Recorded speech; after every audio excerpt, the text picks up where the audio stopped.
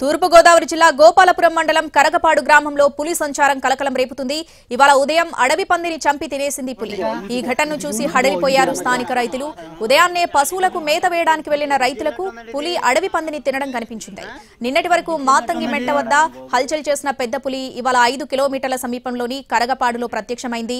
పంట పొలాల్లోనూ పెద్ద పులి అడుగుజాడలు స్పష్టంగా కనిపిస్తున్నాయి. దీంతో రైతులు భయాందోళనకు గురవుతున్నారు. పెద్ద పులి సంచారంపై అటవీ శాఖ అధికారులు ఎలాంటి సమాచారం ఇవ్వకపోవడంపై మండిపడుతున్నారు గ్రామస్తులు.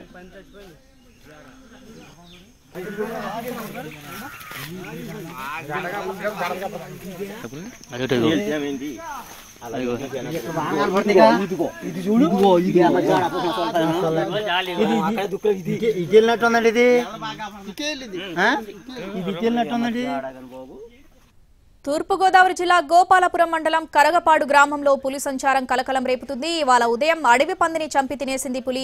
ఈ ఘటనను చూసి హడలిపోయారు స్థానిక రైతులు. ఉదయాన్నే పశువులకు మేత వేయడానికి వెళ్లిన రైతులకు పులి అడవి పందిని తినడం కనిపించింది.